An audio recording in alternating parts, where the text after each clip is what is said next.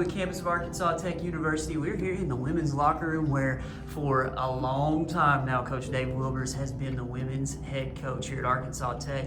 He is stepping away and he is going on to the next phase of life. And Coach, thank you for your time today. We appreciate all you've done for the community and for Arkansas Tech women's basketball over the years. And I want to emphasize the community too, because I know that you have made that a thing that the basketball team has been about for years, community service. And I do think that the community is better for having you been around. So thank you very much for everything you've done. Well, thank you. And community has been a big thing with us in our program and with all of our athletic programs.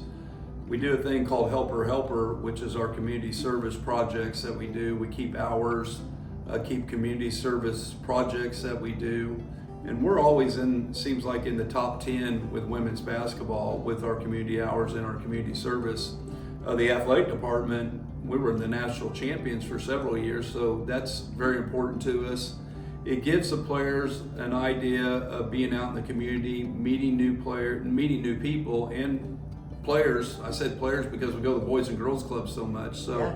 It's been a wonderful thing for us. I'm sure we'll keep going, the Golden Suns and the athletic department, but it's been real good. And we probably have so many more fans just because of what we did. One project we did this year was at Walmart with the Rotary Club and wrapped presents for probably 100 different kids, and that was just a great event. The kids came through and we shopped with them, and that was probably one of the highlights of the season. When I asked the players, other than the wins and tough games and things like that, they said that event was really something that they cherished and they talked about. And the next game, here comes all these kids that we went shopping for. So it has been a big thing for our program and for the athletic department.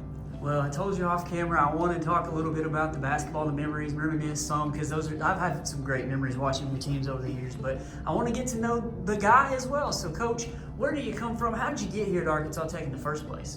Yeah, well, it's been a lot of years and a long story. I'll give you the short version of it for sure. But I grew up in Kansas City, Missouri. Went to high school in Liberal, Kansas, which really developed me as a person was my high school years. Just because of the coaches that coached me and the success and the friendships that we still are friends, our high school teammates, and won some state championships in basketball. That I always knew I wanted to coach basketball. Even when I was very young, I wrote that I wanted to be a basketball coach, and that was a big thing with me growing up in Kansas City, because basketball is such a big thing in Kansas City with the Jayhawks and the Tigers and the different, actually we had an NBA team at that time. That's how long ago that was. So that kind of developed me really wanting to coach basketball. Went to Liberal, Kansas in a community that just loved athletics and loved to win. And we were good in football and basketball and all the sports. So that kind of developed me.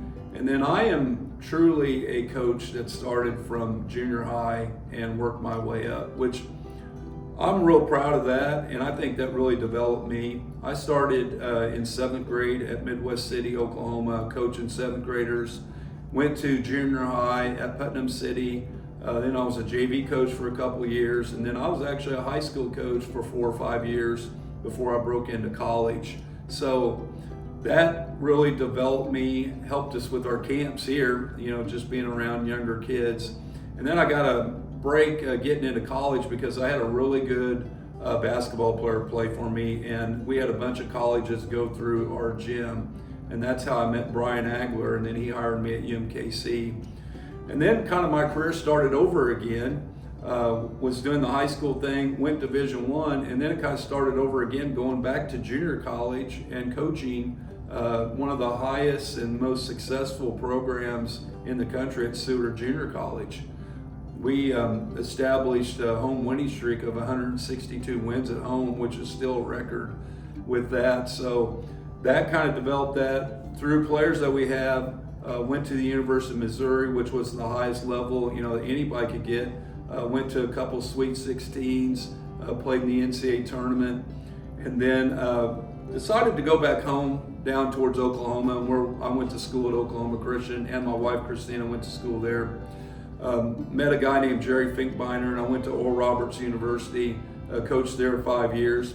And then this job really was a job that everybody had their eye on because of Coach Foley and the success the program had, which was the highest success you could have in the NAIA days, and then transferring to the Division II days. But quick story is I was driving through Russellville and I stopped in at the gym here, and it was on a Sunday afternoon and there was nobody around, but there was one gentleman that was walking around the Tucker Coliseum, and he opened the door for me, and his name was Coach Wilson, who was a local coach here who was exercising, and he showed me around the gym. And the next weekend, this job came open.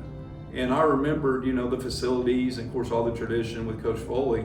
And I called Coach Mullins, then the athletic director, and I told him I'm coming through on the next weekend to recruit. And so I stopped in and met him. And then it was a brief conversation, and he showed me around again some more. And then I was fortunate enough to get an interview, and 19 years later, I'm sitting here with you having an interview. So that's kind of the story of how we got here, and it's just been a great 19 years. Man, I wanted to hear, I mentioned we could reminisce on some of the best basketball I've ever seen when I was at the end of my college career watching, Jeannie Posey and Natalia Santos and all these people that were just awesome. It was just defining back then.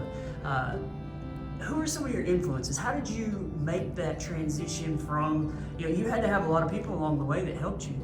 Yeah, my high school coach, Coach Phil Steins, was one of the biggest influences in my life.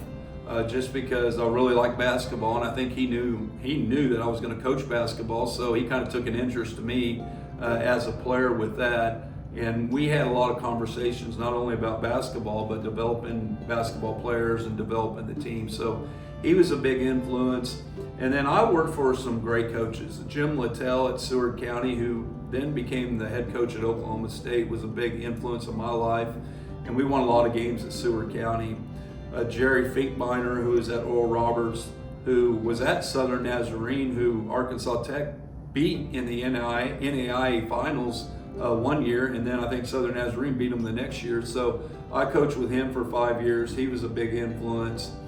And then just a lot of, one other gentleman, Gary Cornelson, who was a football coach at Liberal when I was at Seward Junior College as a coach, was a big influence on how he did things. He's one of the greatest track coaches in the history of high school track in the state of Kansas, was the National Coach of the Year, won several state championships in football. He really, and I spent a lot of time with him, and he really developed my mind of training athletes, the mental aspect of athletes. And here's the basketball coach that's coaching junior college hanging out with the high school football coach, but he was a big influence on how they did things training wise with their athletes, which we continue today doing that. So just a lot of big influences, other than coaches on TV and clinics and things like that. But those people really influenced my life in a positive direction of coaching. I mentioned wanting to get into some of the good wins, and I do want to end up talking about philosophical wins, but you've had some big actual on the court wins, and as we mentioned, that Delta State game, the night the whole arena's full, and you guys going and winning championships and conference tournaments and all that. So what are some of the biggest wins that you can remember that kind of jump out to you that you'll just say, looking back, that was awesome? Yeah, well, I'll go back to when I interviewed. Going back to that, Dr. Brown, who hired me, and Coach Mullins, the director of athletics at that time, they put a big emphasis on developing the program and developing the players and graduating good kids and having a good team GPA and community service, really the total program. But one thing Dr. Brown told me in the interview was that we need to beat Delta State. And that was a big thing, because at that time Delta State was ranked #1 in the nation.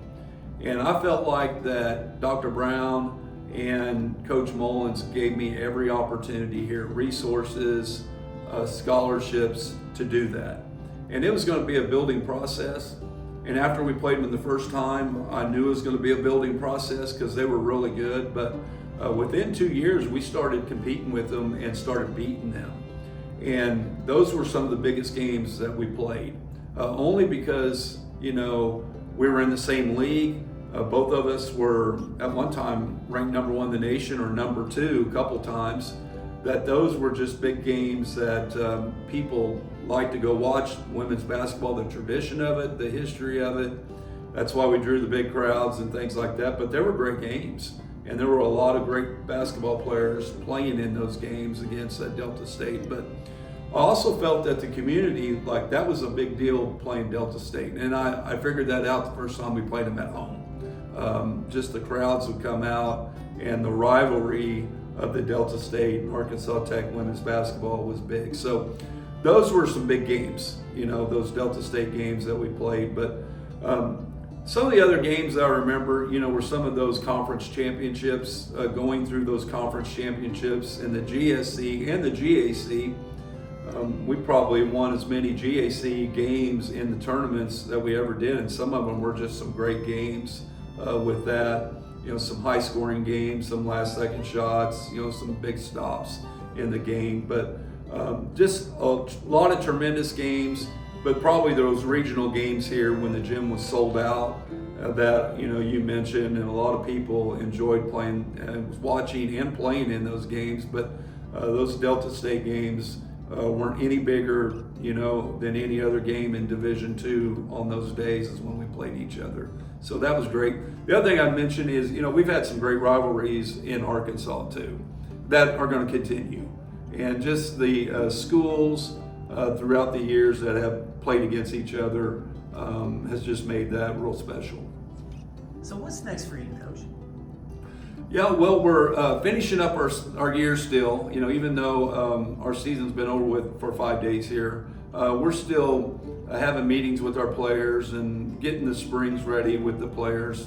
And then there'll be a new coach in here, and I think everybody will be excited about the new coach and continue on with the success. And I'm sure Arkansas Tech will, especially with the players that we have coming back. We've got had some really good seniors and some good leadership, and a real good bounce back year this year with some of those older guys. But some of the younger players, our freshmen and sophomore, have a good foundation, for the future with that. So we're just finishing up those things as far as the season, getting ready for the spring, getting ready for the new coach to come in here, getting things organized with that. And then I think we're just going to take some time here and figure out, what we want to do, Christina and our family and I, and figure out what we want to do. I still have a love for teaching, and I still want to teach in the classroom. I've always enjoyed teaching in the classroom, and I can teach a variety of subjects with that. And I taught a lot here at Arkansas Tech, and I really enjoyed being in the classroom and being with the students and seeing that aspect of it other than athletics, and being around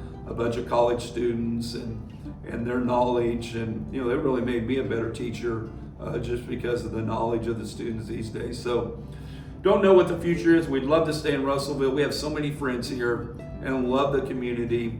I think, I still can be beneficial to the community and things that we can do in the town of Russellville, in the River Valley area too. So we'd love to stay. That's the plan, us staying, and hopefully, finding something that I can do as far as, the teaching aspect and do that. I don't have a lot of hobbies, because I've been a basketball coach. But that's fine too. We'll find something to do with that. But I still want to be with some, either high school, junior high, college age kids, and in the classroom, because I really love that. And I think that makes me a better person, just because of knowledge that I can spread to them. But in return, these days, the kids giving knowledge back to me too. Sure. I mentioned before that you've added a lot to the community, and I do know that the community is better with the Wilbers family here. My wife and your wife work together at the school at Russellville, so I do know she speaks highly of her, and I know you guys well, and how well you've done in the community. So after I push stop here, we're going to have some more basketball conversations. Sure. I know that, but I do want to get into, before I get you out of here, the last thing that I like to ask is more of a philosophical question. It's just about you as a man, and when you look back now that your Arkansas Tech basketball tenure is completing, what will you look back on and say, those were the real wins? That's, it was good to win on the court, but this is where I can be very proud that we won in this. We were successful in this. Yeah, probably the best question you can ask, and a great question. You know, when I started coaching, I thought it was all about winning and winning championships, which are important, you know, anywhere we go, just because of the life lessons of winning and losing and fighting through adversity and things like that. But probably the biggest thing is, you know, I hope that these players saw a good male role model in their life, which a lot of our players sometimes didn't have that. And so that was always, you know, something here the last few years that I really thought, okay, hopefully they can find a good role model, and then really a friend for life. You know, we've had so many players come back this year and just come in the locker room, you know, with their kids and what they're doing in their lives, and they all say, you know, something about basketball that they remember. You know, maybe it was something I said to them, something of being an everyday person, or the work ethic, getting along with people. And hopefully, you know, all these players will learn something with that being in our program, because the wins and losses, we'll remember those things, but these are things that are life skills that we have tried to teach. And even though sometimes the players don't really understand that till they leave, or they're in life and they're going through, you know, issues in life or great times in life, you know, if they can reflect back to our program and some of the adversities that we had to overcome. Some of our players had to overcome injuries and mental problems and things like that they overcome or overcame.